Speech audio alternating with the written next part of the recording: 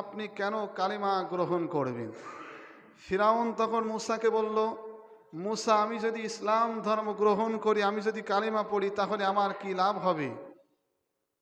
আল্লাহ নবী মূসা আলাইহিস সালাতু ওয়াস সালাম তখন ফিরাউনকে বলল, তুমি যদি ইসলাম ধর্ম গ্রহণ করো, তুমি যদি নামাজ পড়ো, কোরআন পড়ো, আল্লাহর কথা মানো, তাহলে তোমাকে কাল কিয়ামতের ময়দানে কঠিন আযাব থেকে হেফাজত করে তোমাকে জান্নাত দান করা হবে। এটা হইতেছে 1 নম্বর পুরস্কার। আখিরাত ওই জগতের 1 নম্বর পুরস্কার। আর এই দুনিয়াতে তোমাকে রব্বুল আলামিন 7টি পুরস্কারে পুরস্কৃত করবে। সুবহান।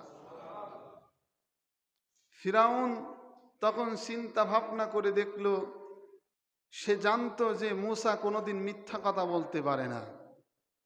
সে ইসলাম ধর্ম গ্রহণ না করলেও সে জানতো মূসার প্রত্যেকটি কথাই সত্য।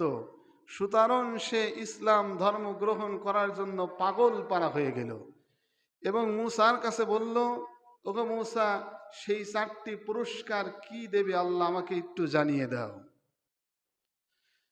আল্লাহ নবী মূসা আলাইহিস সালাতু ওয়াস সালাম তখন ফিরাউনকে জানিয়ে দেয়, ফিরাউন, তুমি যদি ইসলাম ধর্ম গ্রহণ করো, তুমি যদি কালিমা পড়ো, তাহলে রব্বুল আলামিন তোমাকে 4টি পুরস্কারে পুরস্কৃত করবে, তোমাকে 4টি পুরস্কার দেবে।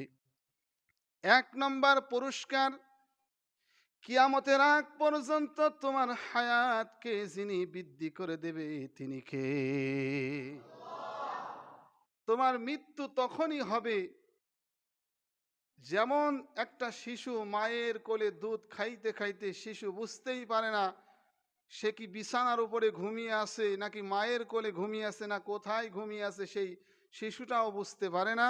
সুতরাং তোমার মৃত্যু তখন আসবে যখন তুমি মৃত্যু কামনা করবে, তোমার মৃত্যু তুমি মনে করবে এখনই আমার মৃত্যুর প্রয়োজন, তখনই তোমার মৃত্যু হবে। বল সুবহানাল্লাহ।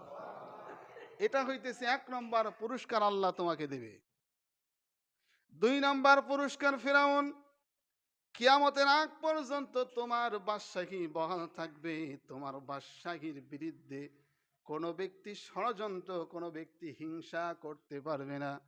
প্রত্যেকেই তোমার ভক্ত থাকবে, তোমাকে মহাব্বত করবে, তোমার বাদশাহীর সাথে কোনো শত্রুতা থাকবে না। 3 নম্বর পুরস্কার, কিয়ামতের আগ পর্যন্ত তোমার যৌবন থাকবে, তোমার দাড়িও পাকবে না, চুল পাকবে না, তোমার শরীরের চামড়াগুলো গুছাইবে না। কিয়ামতের আগ পর্যন্ত রব্বুল আলামিন তোমার যৌবনকে এরকম যৌবন ধরে রাখবে, তোমার যৌবনকে যৌবন রেখে দেবে, তুমি কোনোদিন বৃদ্ধ হবে না। 4 নম্বর পুরস্কার রব্বুল আলামিন তোমাকে দেবে, কোনোদিন তুমি অসুস্থ হবে না।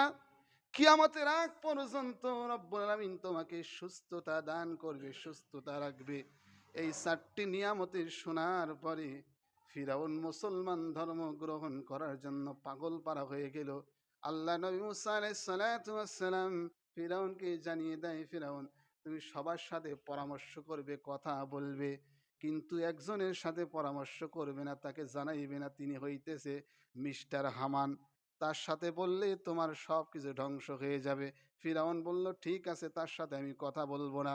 তার স্ত্রীর নাম ছিল তার স্ত্রীর নাম ছিল আসিয়া রাদিয়াল্লাহু